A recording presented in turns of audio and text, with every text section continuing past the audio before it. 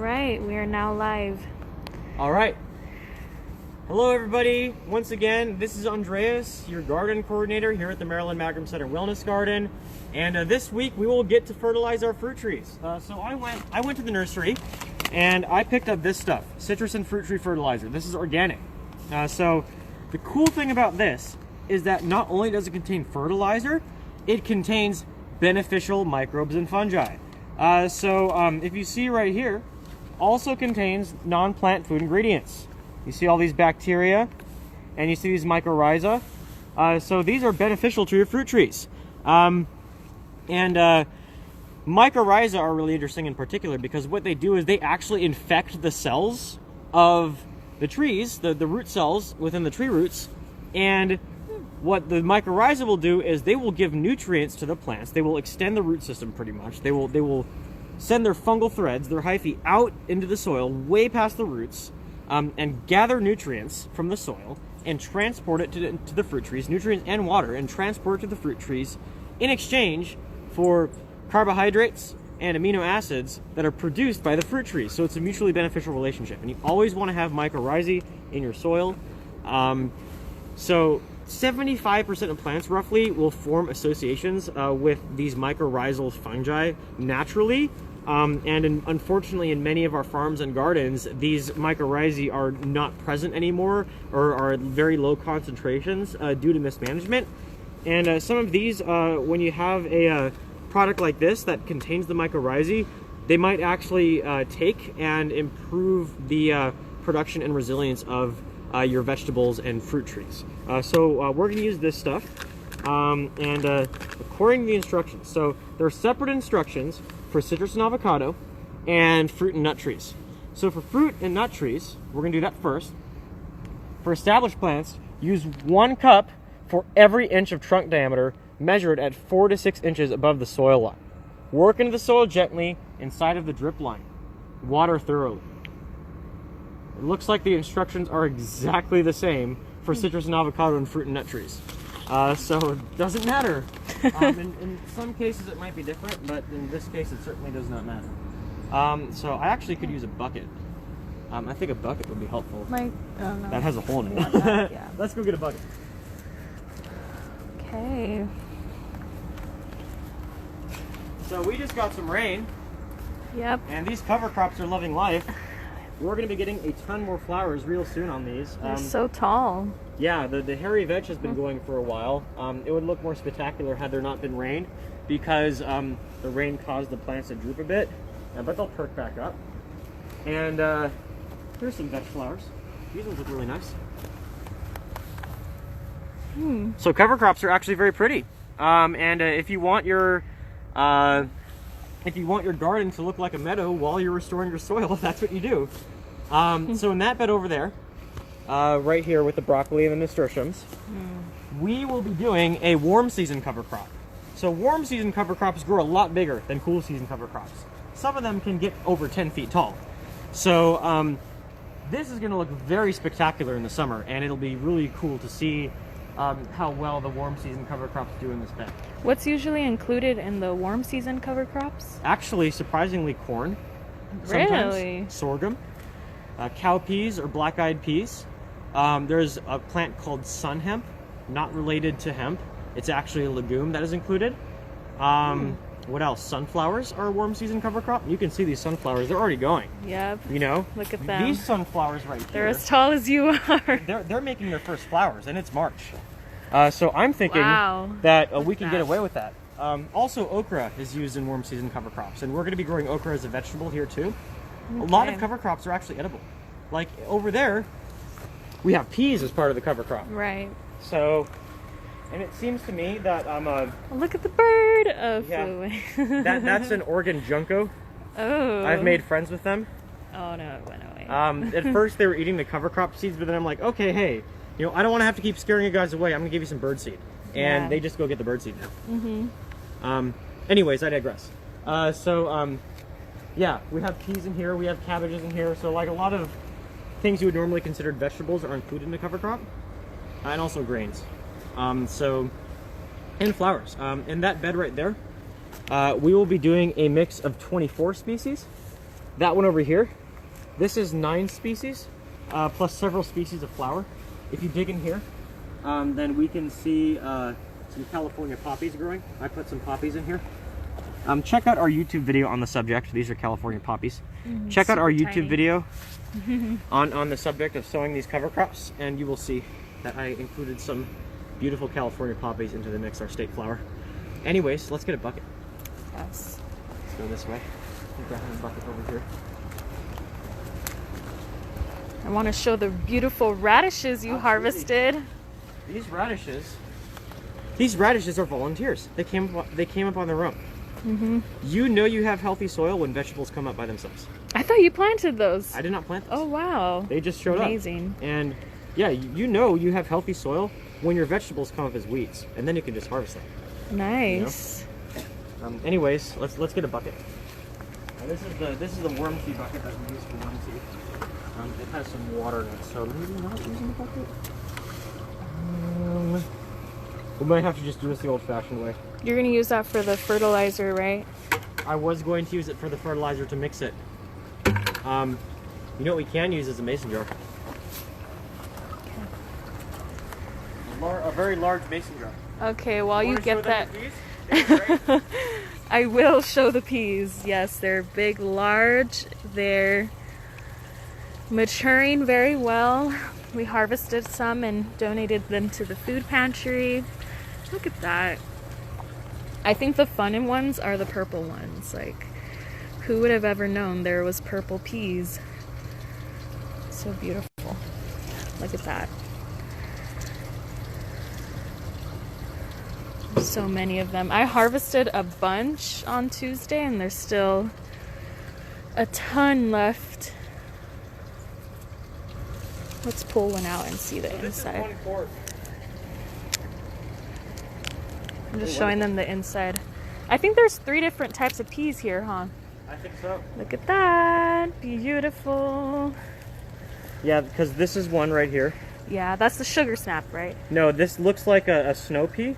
Oh. This one I think is a shelling pea. Or did you put sugar snaps in there? There might actually be 4 kinds. And this is the Magnolia. The Magnolia peas are...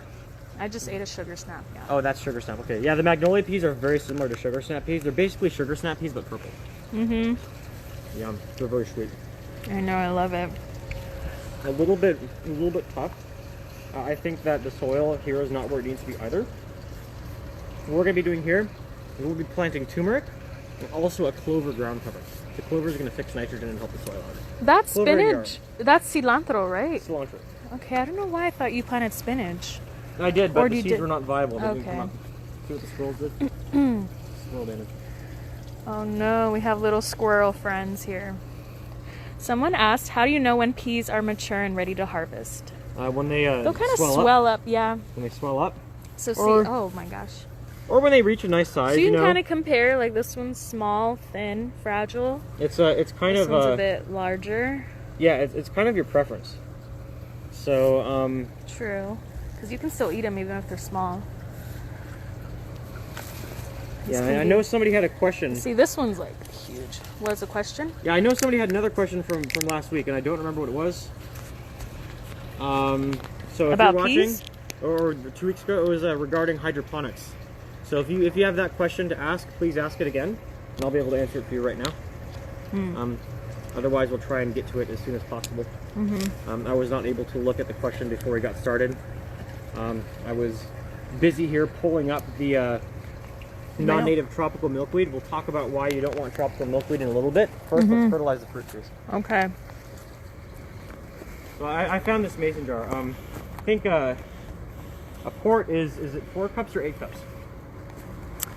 A quart is 4 cups, I think. We'll find out. So yeah, fertilizing fruit trees. I've never actually done this before, but the process seems very straightforward. I haven't Okay. applied a commercial fertilizer to fruit trees. We're learning together. I feed my fruit trees at home aquaponic water from my system. They love it. I need to open this. They seem to make these very difficult to open. Are those clovers growing on the ground there? No, that's oxalis. Oh. There we go. You got it. Here's what it looks like. Okay. It's like It's organic. It's made from bone meal, good stuff, feather meal, blood meal, dried poultry waste, and potassium sulfate. The potassium sulfate must be mined. If you see anything that sounds like a chemical name in an organic fertilizer, it's probably been mined. Because they're not allowed to produce it synthetically and call it organic. That's really the only difference. In that case, at least. Oh, okay. Okay, so use 1 cup for every inch of trunk diameter, measured at 4 to 6 inches above the soil. So how much trunk diameter do we have on this apple tree? 3 inches. So we're going to use 3 cups.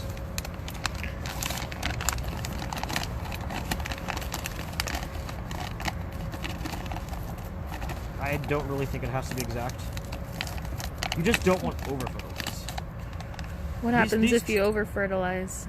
The trees can get burned. They can get nutrient toxicity. Oh, wow. There's half cup. Yeah, I think you're right. I think it's 4 cups to a quart.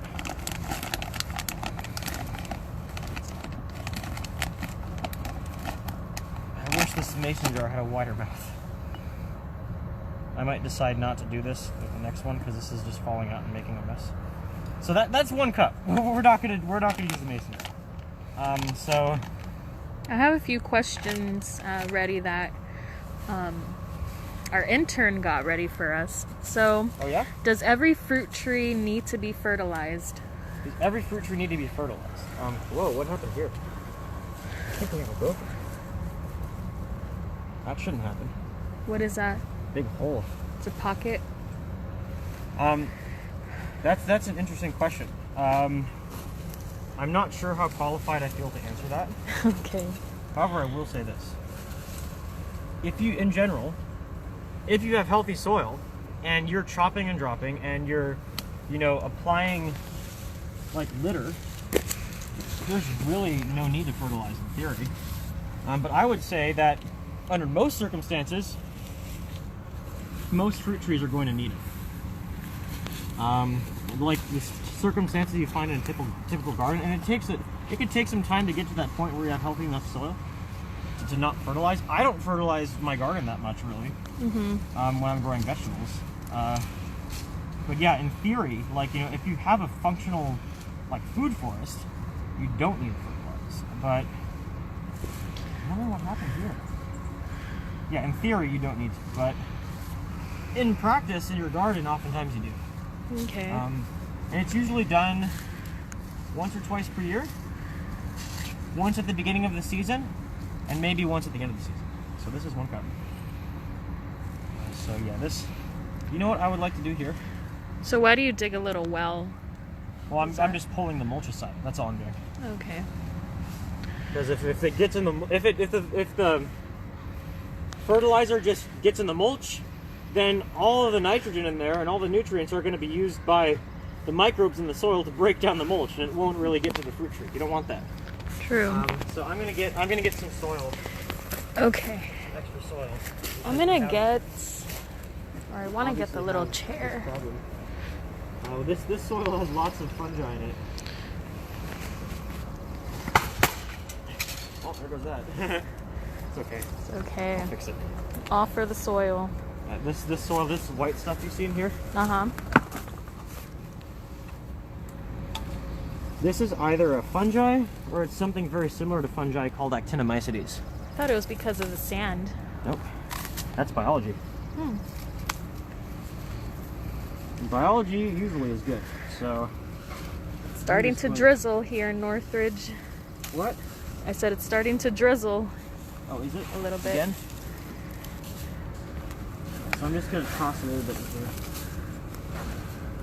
And so it says in the instructions to work the fertilizer into the soil. So what I'm going to do is this. You can kind of layer it, sprinkle. I'm going to layer it, yeah. Yeah, and try not to hit the trunk of the tree.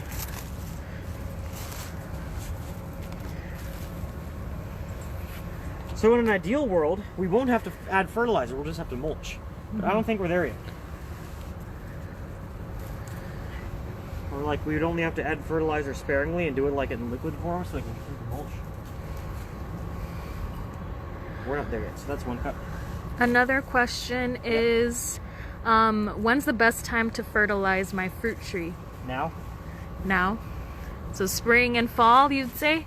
I would say early spring, and maybe in the fall. Follow the instructions on the bag, and look to see when the particular fruit tree that you are growing should be fertilized, because it depends on the tree, oftentimes. Okay, another question, will I need to test the soil? You need to test the soil. I mean, I would. A soil test can tell you a couple things, it also can't tell you others. Okay. So I would say why not? Get your soil tested if you're willing to spend the money. It could be useful, just like understand what the soil test means. And you don't need to test your soil necessarily to determine if your soil is good. If your soil has organic matter, like lots of organic matter, if it's really dark and fluffy and it smells nice, and it has lots of stuff growing in it naturally, then it's probably good soil. Like especially if you have vegetables coming up. Then if you have like your volunteer vegetables coming up, then you probably have good soil. Right. Okay, are there different methods for fertilizing fruit trees? Yes, actually. So you can Okay. apply the fertilizer at the base, like a solid fertilizer. You can use liquid fertilizers, and you can also do what's called a foliar feed. You can dissolve the fertilizer into water and then spray it all over the leaves. That was 2.5 cups, right? Wow, we might actually not have enough of this stuff to fertilize all the fruit trees. I definitely want to wash the fertilizer away from the base of the tree. You shouldn't have it contacting the base of the tree. Unfortunately, this thing is kind of small, so we'll wash it away. And then if we have time, we'll talk about milkweed today. I put it in the title, so we have to do it anyways, I guess. But... Yes. Milkweed is always fun to talk about. What's that?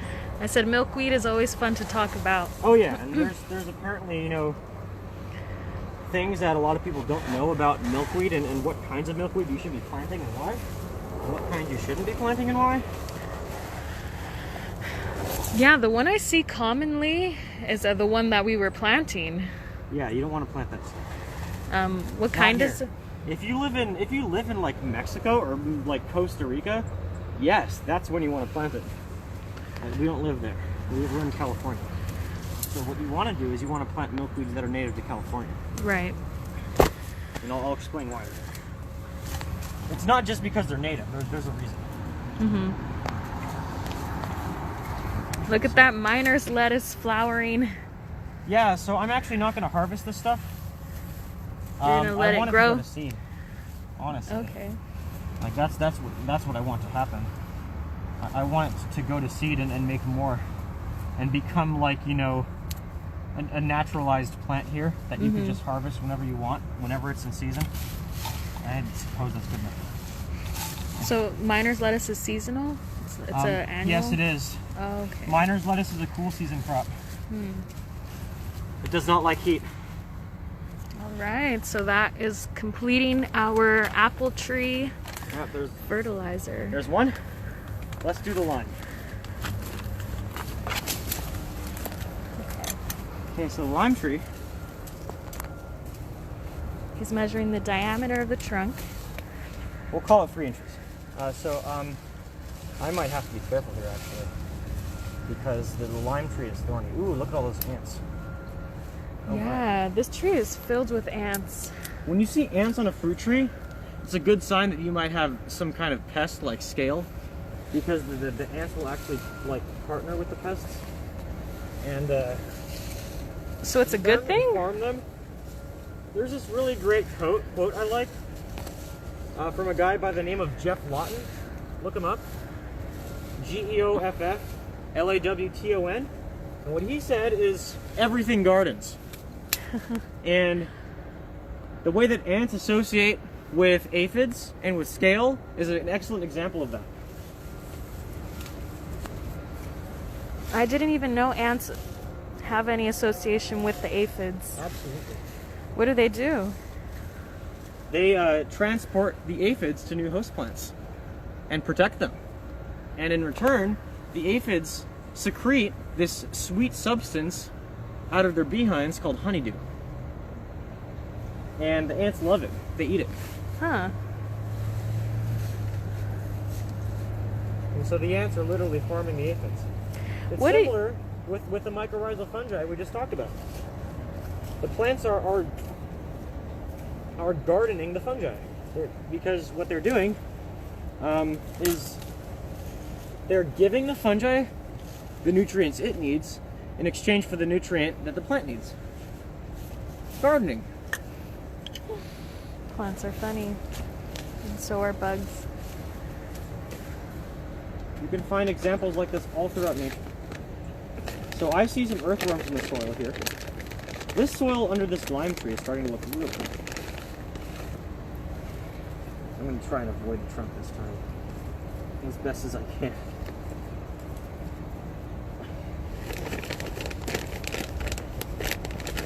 With organic fertilizer, there's less of a risk that you're going to injure your tree if you don't apply it properly. That's one of the great things about organic fertilizers. I mean, usually. And that's because it's not like you're applying chemicals.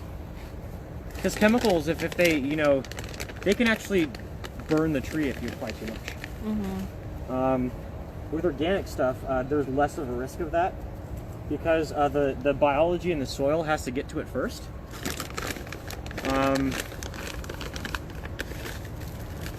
I have a question actually about the ratio. Yeah? So for when you're buying, so the ratio is like the 8:4:2. That stands for the nitrogen, phosphorus, and potassium content. Yeah, we're gonna run out of this stuff. We need to get more. Oh man. Does the ratio matter that much, or like? I think that's good. Does it always have to be 8:4:2 for fruit fertilizing? It's gonna probably look something similar to that. The ratio does matter because these nutrients in the tree perform different functions. And in the fruit tree, it needs to have certain functions fulfilled in order to grow and produce properly. And so the ratio is kind of like optimized for that. Okay. Yeah, we'll do that for now. And then once we run out of this stuff, we'll water in. I'll probably need to get 2 more bags because I'd like to hit the fig trees too. Mm-hmm.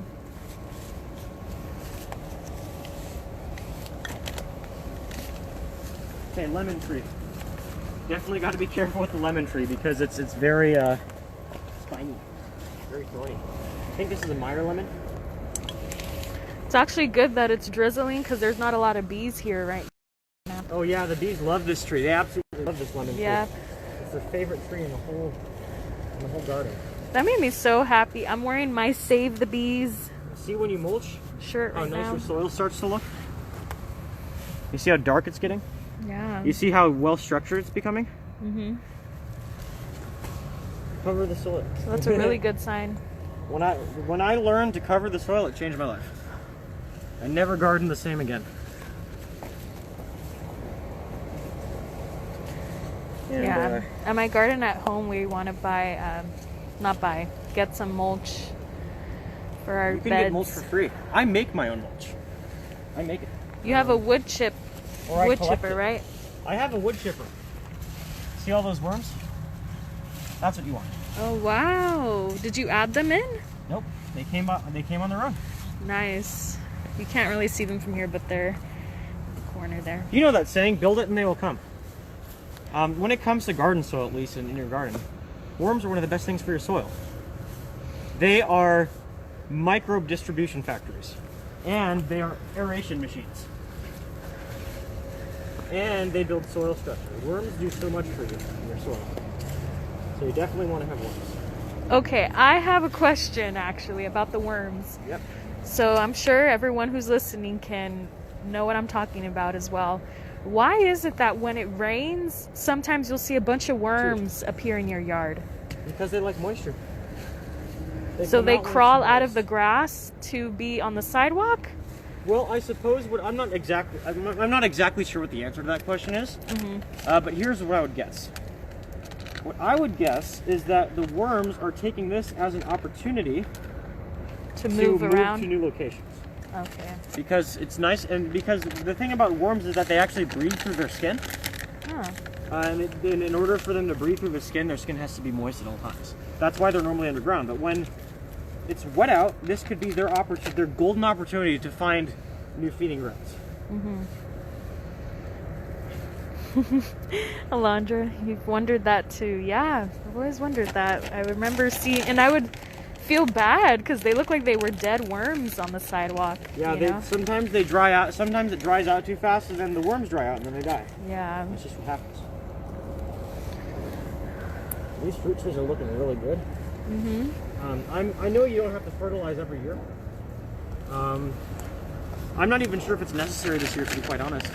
But it can't hurt if it's organic, I guess. So, I mean, it can. You know, just because you see something in a store labeled organic doesn't mean it's good. You know. So you have to look at the ingredients. Look at the ingredients, and know the right dosage. There's another saying in the medicine world, in the toxicology world, the dose makes the poison.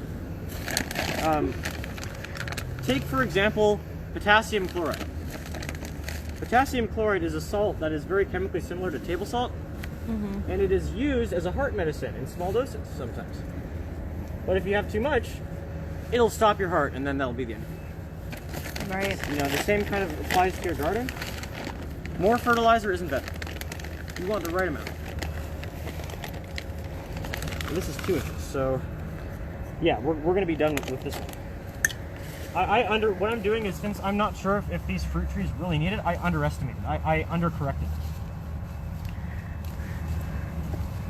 And if you're not sure, that's a good thing to do. Always, with fertilizer, use less instead of more, and oftentimes less is more. And you can also just practice proper crop rotation and companion planting.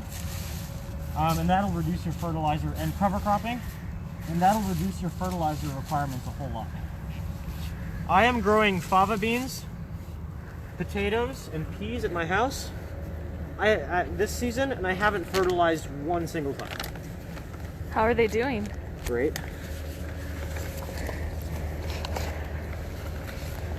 I mean, we'll see how big the yields are going to be, but they look really good.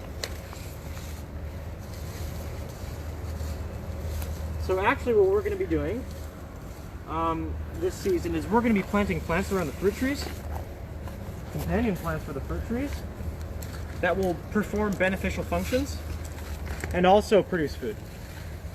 So it's not time to do that yet. But one of the ones that we're going to be planting is called Comfrey. So Comfrey is like this big sprawling plant with huge leaves, right? It's usually about 3 feet wide and 3 feet tall, and it makes these beautiful purple flowers. It's in the same family as borage, and pollinators love it. And also it has this really deep taproot that goes way deep into the soil and pulls up water and nutrients and brings them to the surface. So that's good for trees? It is, because when you cut the comfrey leaves and you mulch with them, it's a fertilizer. Nice. And also it could be good for attracting pollinators to your fruit tree. If you're having an issue with pollinators, comfrey is really good for helping bring the pollinators to the fruit tree. With pollinators, having diverse food sources in general is good. So hopefully this is going to be the last year we need to fertilize these here, because we'll start using stuff like comfrey to get fertility into the topsoil where the feeder roots are instead. Is comfrey what we have growing around the moringa? Nope. Okay. That's called Phacelia. Phacelia, there we go. Phacelia is native to California.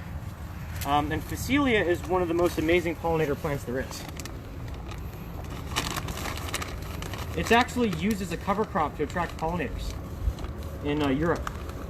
So, which is interesting because it's from here. And there are a couple different varieties of it. But the stuff that we have there is what's most commonly used. It's getting really big. It's getting huge. Oh, I forgot to measure. Silly me. That's 2 inches. I'm gonna eyeball it.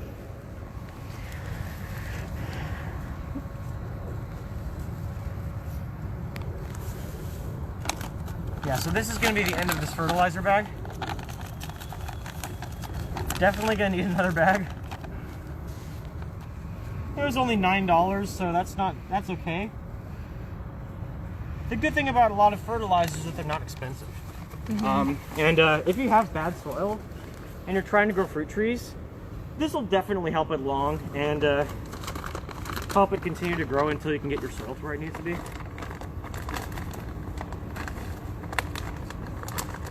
Fruit trees seem to be pretty tough. I'm not that experienced with them. Most of what I know about fruit trees, or a lot of it, comes from just knowing about plants in general. So,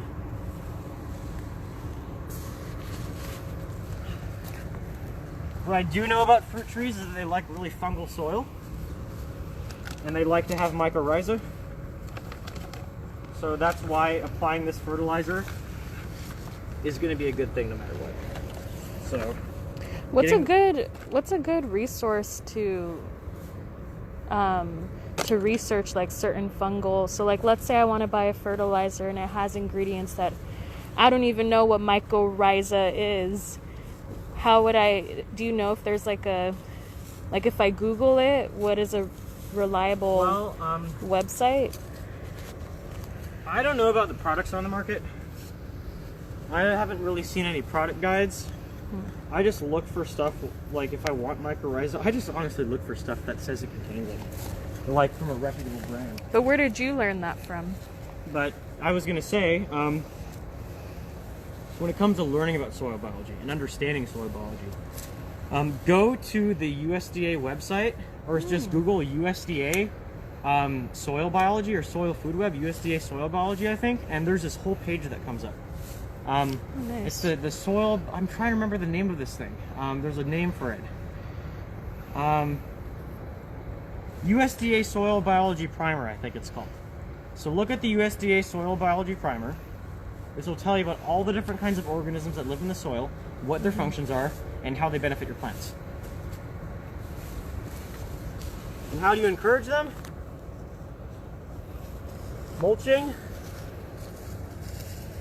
cover crops, and using very high quality compost. When it comes to compost, how good your compost is really matters. People just think they could apply any old compost. It's not how it works. The more variety, the better? Yep. So we fertilized 4 fruit trees. Nice. And that's what this bag got us. So that gives you an idea of how much you need to use. This is my first time using a commercial product to fertilize a fruit tree, as I said. Normally, I just give my lemon tree water from and my fig tree at home water from my aquaponic system, and they like it. But I guess if you're using a commercial blend, if you have fruit trees of this size, right? You know, small fruit trees, but, you know, of respectable size. Then, you know, I would say 1 bag will fertilize 2 to 4 trees. So keep that in mind. Okay. So now what we're going to do is we're going to water, because you have to water them thoroughly. Let's move this out of the way. Then what I would really like to do is mulch and then establish some plants. So we're going to need to order mulch from Physical Plant Management Center. The whole garden needs it anyways. Because when we terminate the cover crops, we'll mulch those beds. We're going to mulch everything. Yeah, it gets really hot here, so the mulch is going to help retain that moisture when it gets super hot. Mulching really is one of the best things you can do for your soil ever. Because, so from a moisture perspective, it acts as a protective barrier that keeps the moisture in. From a temperature perspective, it will moderate the soil temperature. It won't get too hot, it won't get too cold when you mulch. Or there will be less fluctuations. From a biological perspective, it does 2 things for you. First of all, it protects the soil biology. We could water more than that. Yeah, so first of all, it protects the soil biology. Oh, are you okay? Yes. Because soil biology is sensitive to ultraviolet radiation, and the sun produces a whole lot of that. So if you leave soil exposed, all of your soil biology in the top layer of your soil, which should be and usually is the most biologically active, is going to be inhibited or killed. So mulching protects them. Also, mulching feeds fungi. And what likes fungi? Fruit trees.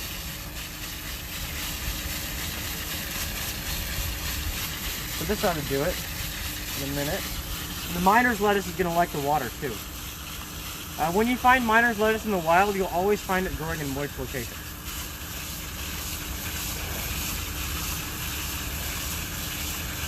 And we want to get a lot of it into this garden right over here. This is like the perfect environment for it. Nice filtered sunlight right by fruit trees that get water regularly. And we're going to be pairing some stuff with it.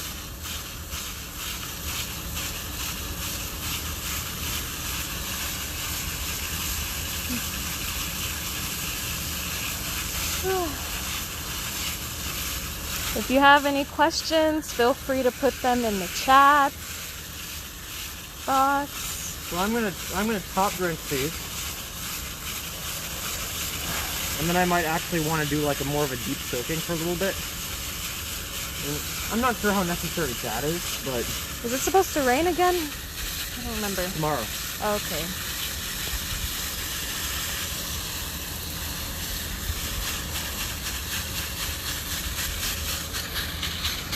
But yeah, so if we keep applying mulch, then eventually we probably won't have to fertilize these at all. Okay. They'll just grow. Because once the biology really gets in there,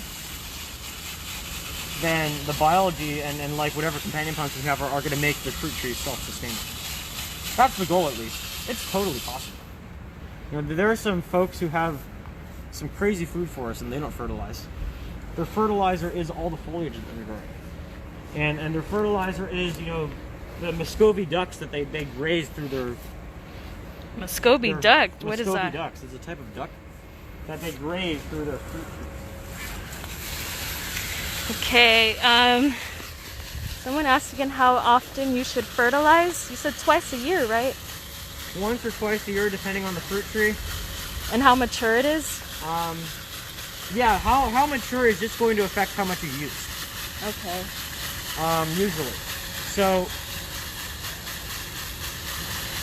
typically you'll fertilize in the early spring, and sometimes in the fall or later, depending, or like later in the season, depending on the fruit tree. It really depends on what you're growing. Just research what you're growing.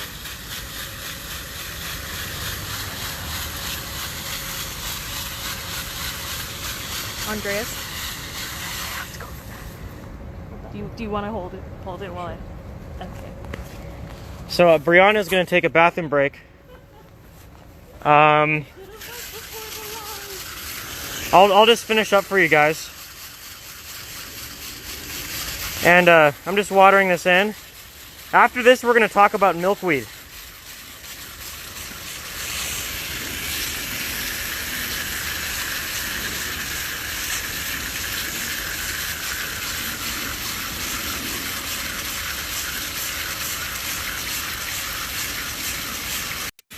So I think that the fruit trees are really going to appreciate the fertilizer.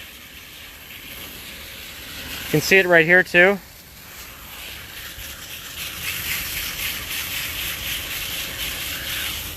All right, I think that's good. Perfect. All right, let's talk about milkweed. So I brought some seeds today of mine.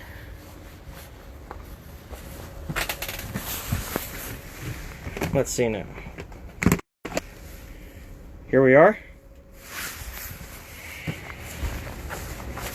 Hopefully it doesn't rain while I'm planting these.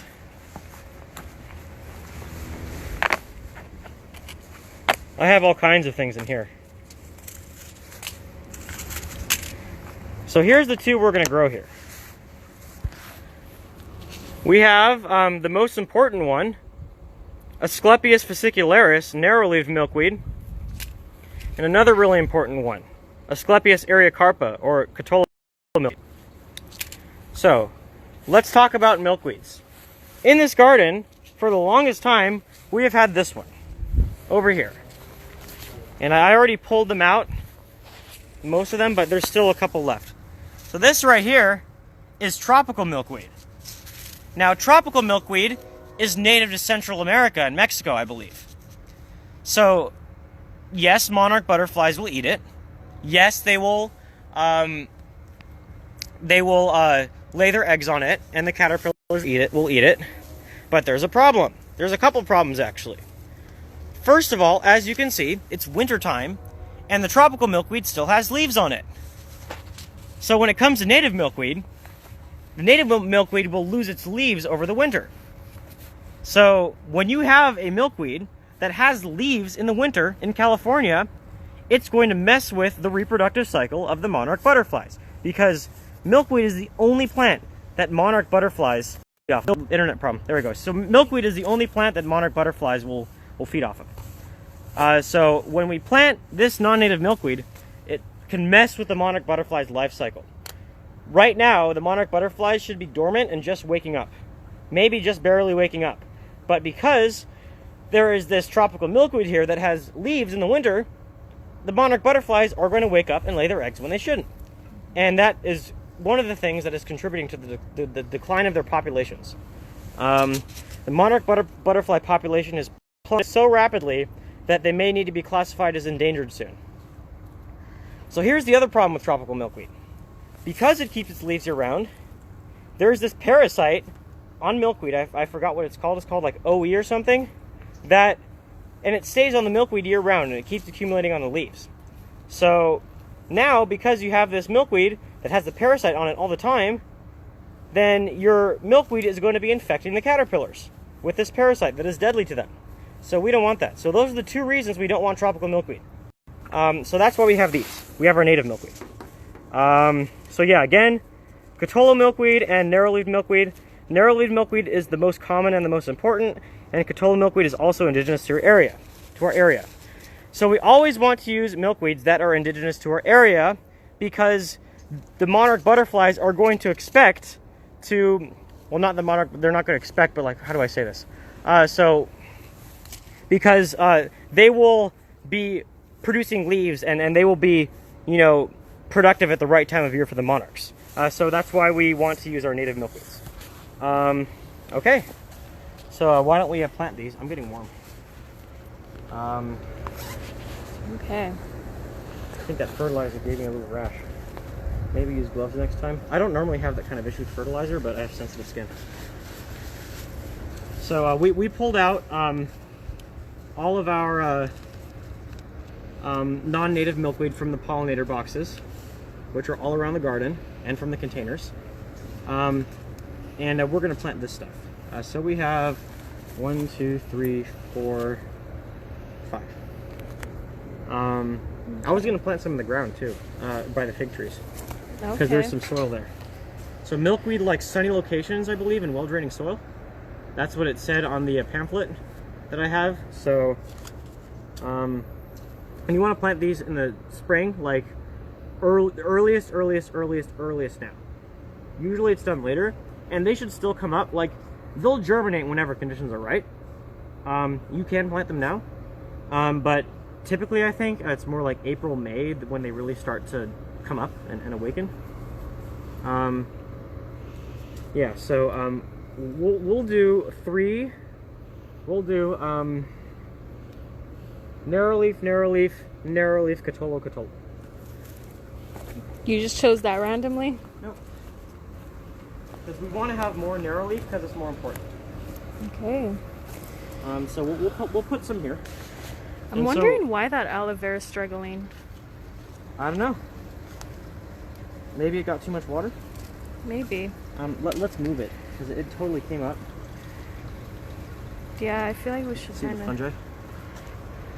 Whoa, looks like spider webs. Yeah, when you see that in your soil, that's good.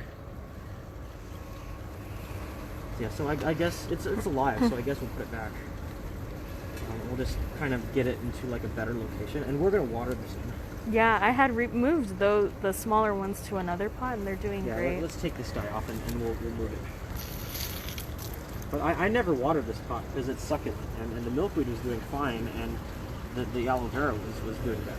So I'm no succulent expert here. I just know that they like well-draining soil and not a lot of water. And the same applies for the milkweed. So they, in theory, they should do well together. Okay. If you want to grow milkweed in pots, I was told by somebody who I know who is a native plant expert to just use regular high-quality potting mix. Yeah, we're doing this one. That location might actually be too, might not be sunny though. It'll be fine actually. All these locations should be fine for milkweed. Against the back wall is probably the best because that's a south-facing wall. Mm-hmm. So here are our seeds. Milkweed seeds. Oh, I dropped a couple. Maybe they'll come up. Okay. This is Asclepias fascicularis, narrow-leaved milkweed. I believe the most common native milkweed in California. There's actually some that grows wild by my house. Is that the white one? Yeah, it's white. Both of these are white. So I feel like that's a big indicator to know whether or not it's native, because the tropical one a lot is of them red. are like white and pink, the native ones. So apparently what you're supposed to do is lightly press the seeds into the soil. You actually want them on the surface. I'm just gonna like put them on there, press them in. Okay. How long does it take to germinate and all that? Provided conditions are right, I think it's within 2 weeks. Okay. So not that long.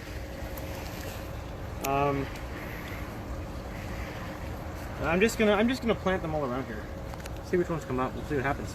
Also, milkweed is very poisonous. You don't want, even the sap will irritate your skin. Okay. So don't eat it. Good to keep that in mind. Don't get it in your eyes, especially. It's toxic to your eyes. Okay. There's a reason why only the monarch butterflies eat it, and why nothing else does. Let's just say that. The toxins in it are actually cardiac toxins, so they can actually stop your heart, I believe. Oh man. So you have to be careful with this stuff. If the seeds are fine, but when it's growing, like you don't want to handle the foliage without gloves at all. That's a bad idea. Very bad idea. I know you started some seeds at home. Did any of your seeds, have they come up yet? Mine have. Nope. No? It hasn't been 2 weeks, and I planted wheatgrass because I want to start making like wheatgrass shots, and it started coming up so quickly. I think like within a week. oh yeah, It's like right now it's already like 2 inches tall. that's pretty good. Oh hey, Yeah. look at this. This is native. This is called Arroyo Lupine. Nice. I These are have an Arroyo sunflowers, huh? Lupine growing in my yard. That's gotten quite large. Not that large, but like about as big as the sunflower. Look at these little radishes. They are. That needs legumes. We're gonna plant beans in Yeah, you can see the peas are not doing as great. those. So 2 spots right there, and then we'll do regular. Yeah, I already put native seeds in here. I'm gonna try and get all sorts of native seeds in this garden this year, and get native plants growing, because our ecosystems need it. And CSUN is awesome. Like, this school is awesome. You know why? Because They have around native Muffin School, plants. they landscape native plants. Yeah, I noticed that. I saw the sage. Oh my gosh. Have you seen the sage over there? Oh yeah. I asked my friend what kind it is. I love it. It smells so good. I think he said I know, it's amazing. I think he said it's Cleveland sage, and apparently Cleveland sage is delicious in cooking. Wow. I believe it because that's my favorite sage, to just smell and inhale. It's like so good. Oh yeah. It's really good. I love native sage. These are getting buried inadvertently, so I'm gonna keep sowing them and see if we can get them to come up. Apparently just press them into the soil lightly. Cover them slightly. What is this here? This fuzzy... Oh no, this is the Facelia? That is the Facelia. Okay, I'm It's learning. gonna start flowering. The flowers Yeah. are really cute. They look like little caterpillars. Oh, nice. Okay. Also, the other one's later, so I have 2 seeds left. Well, I just dropped one, so Okay. here's what we're gonna do. I'm gonna plant it. Oh, okay. That's called, what is it called where you just drop seeds randomly? Seed dropping? I don't know. Chaos gardening? I guess, kind of. Sometimes you just do that in gardening. You just throw a bunch of seeds everywhere and see what happens. Oh yeah, it's fun to do. Let's do the Catolo Milkweed. So, narrow leaf milkweed, as it says on the tin, has narrow leaves. Catolo Milkweed has nice wide leaves. Different look. Okay. Both native to the Los Angeles area. Fig tree for sure. Should grow some there. What's that? By the fig trees? Yeah. Yeah. So these seeds actually look a bit different. They're a bit bigger.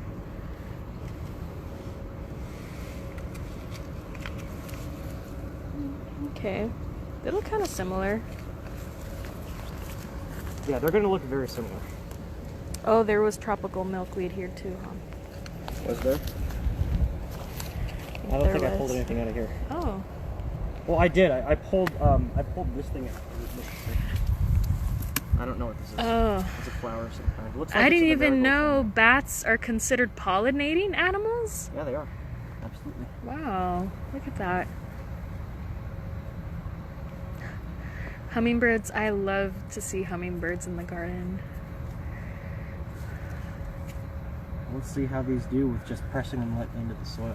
Because some of them ended up getting buried. This is a nifty little experiment.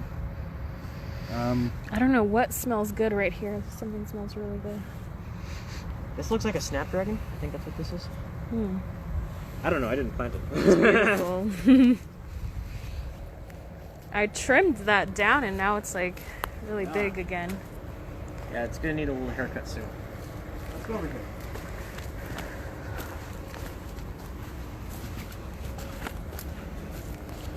Yeah, I didn't plant this one, right? I put other native seeds in here. I put in these boxes, I put probably a dozen or two native species, a dozen and a half. Let's just see which ones come up. See what happens. I love doing that. And then the thing is, if they're successful in your garden, congratulations, you've made native plants a part of your seed bank. Very good. All right, that's it. The milkweed's done. We just need to water it in, and I'll do that later. Those are some big sweet potatoes. Yeah, how do you know when to harvest the sweet potato? You could probably take that now. But isn't that the mother plant, like the one that gives off? I don't think that matters. That's what I was told. Here, sweet potatoes can be perennial, which means they'll grow and produce year after year after year after year. Because I am so tempted to harvest that. Yeah, you can treat them like an annual. You can pull them up. Well, here's what's going to happen. See what I did here? I buried the stalk underneath the soil. Uh-huh. So now it's going to root. So if I were to pull this out where all the shoots are coming out of... Cut the shoots off, then pull it out. And then root the shoots. Okay. So I would root the shoots first before you pull it out. Okay. And then do it. Oh yeah, here's another cool native plant I introduced. This little guy. I love this little guy. So fragile. This is Plantago Erecta, otherwise known as a California plantain. It's native. It's a relative of your common garden plantain that's like a weed, but it hosts some rare pollinators. I think particularly is the bay checker spot butterfly, and we're not living in the Bay Area, so we won't get those here. But if you're tuning in from the Bay Area, plant California plantain, Plantago Erecta. Definitely 100% plant that. Okay, I think we are we done? It's 1:55. 1:55? Yeah, let's wrap it up. Okay. Any more questions? Does anyone have questions about fruit tree fertilizing, native milkweed, or I guess anything related to gardening? Anything, honestly. You can also use the Ask a Master Gardener feature that we have on the Maryland Magrum Center website. Yes, please do. We have some great programming happening right now. So we have our weight management workshop series. It's every Friday from 1 to 2 o'clock. And we also have, oh my goodness, I can't remember all the workshops. We have so many. If you visit our website, there's a lot of, our Instagram, we have flyers with all the different events that we host and collaborate with. Yeah, we'll be doing some cool things for National Nutrition Month, and I'm trying to think if I missed anything. We're here every Thursday at 1 o'clock. And what are the topics for next week? Probably... I think what we're going to do next week is we're going to sow warm season cover crops. Okay. And we'll need to prepare a compost seed for that. Don't let me forget to do that. Okay. All right. Well, thank you everyone for tuning in for today. Thank you. We will see you next week. Have a great rest of your Thursday, and goodbye.